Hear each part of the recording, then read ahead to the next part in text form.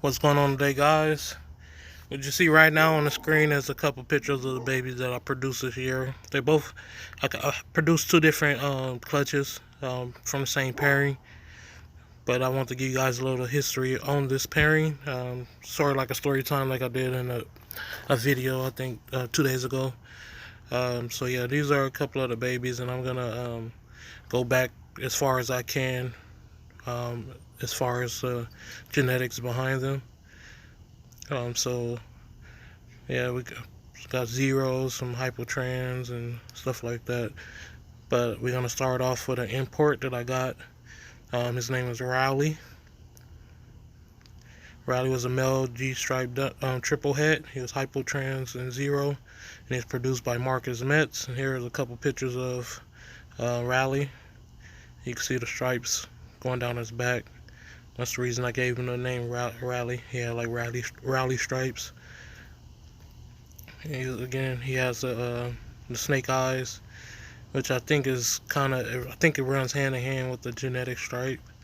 I don't got enough research to do it, but I find that a lot of the D stripes have that, but not all. So, and there's pictures of him look like growing up, getting bigger and bigger.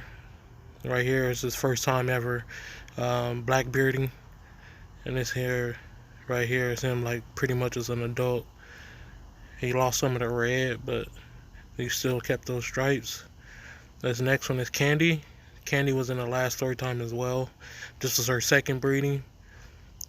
And this is some Candy pictures as when I first got her, and as her growing up.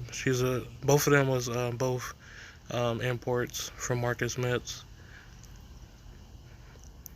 Again, this is her growing up.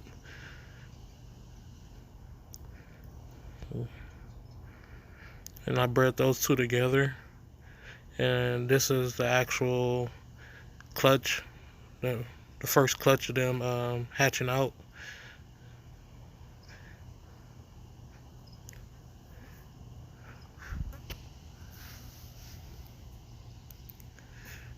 And this is the my male is on the right hand side right here.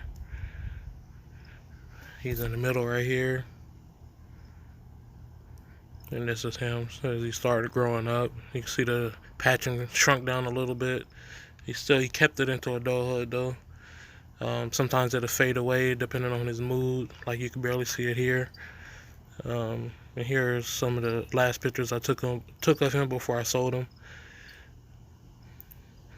He was looking so nice. This is probably my favorite production ever. And Casper,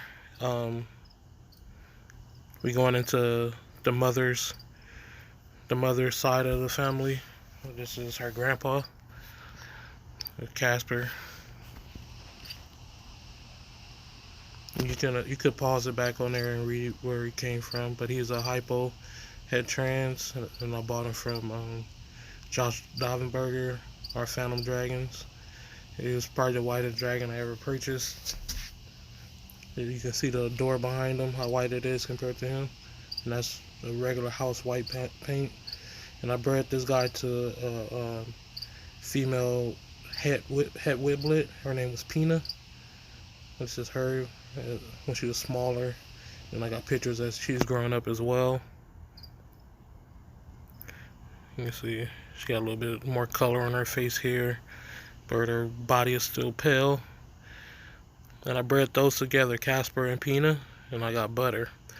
Butter right here, he was a American leatherback, white hypo American leatherback, 50% possible head trans.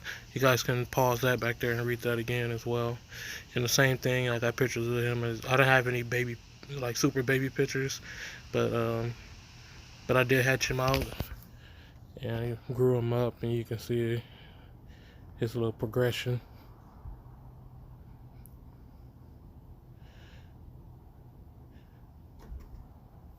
And then I bought a girl named Cinderella,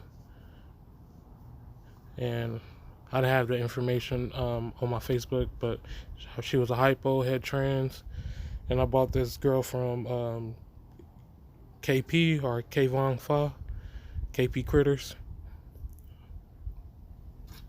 So I bred her to butter. And butter, it was 50% possible het with blit. So I bred them two together. That's her pregnant. It's her in the lay box. And then I hatched out Snowflake. This is Snowflake here. You can see she's pretty white, but that's just the start. You can see as she grows, she starts to lose more and more pattern. Sometimes she'll look a little bit of yellow, but as she shed, she lose more and more pattern. Less color, she lose color, get more and more pale. You can see the progression of her.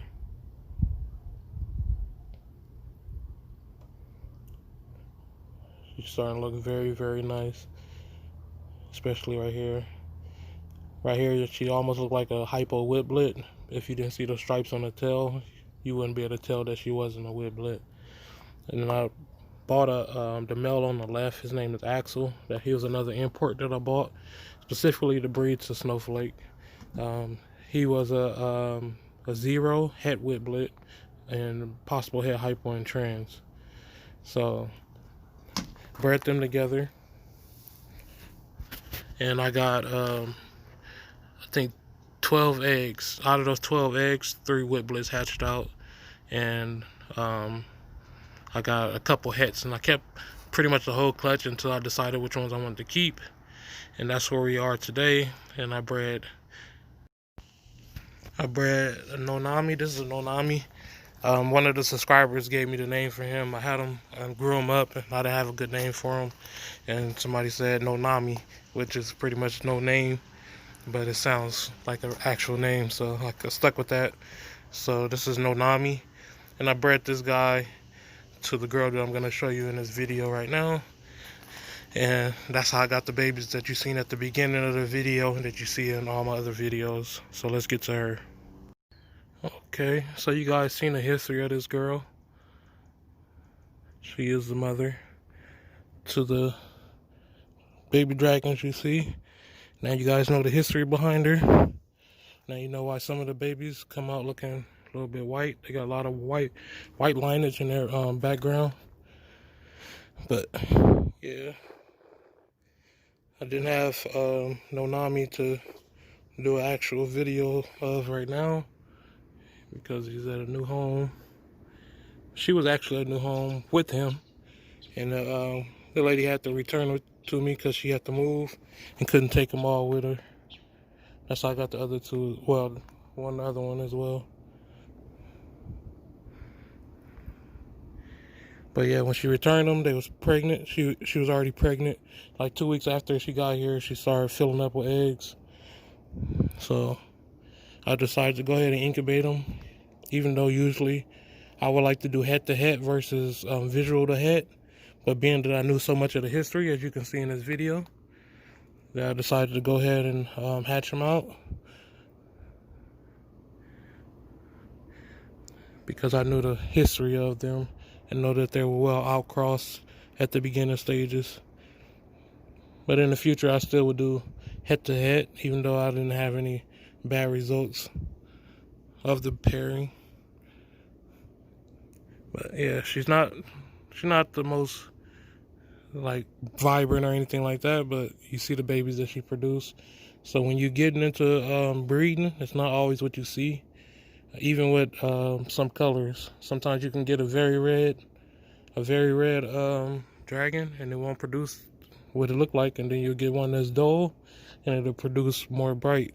So you got to know some of the history of the animal, and that way you can make a better choice on your future breeding.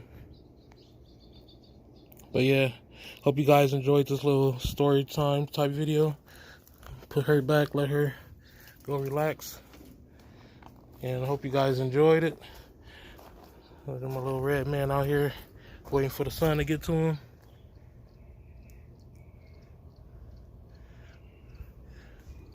But yeah, I'm gonna go ahead and get them some greens, fill their water up, and go feed the babies in the inside. Again, I hope you guys enjoyed this video. Until next video, you guys have a good one.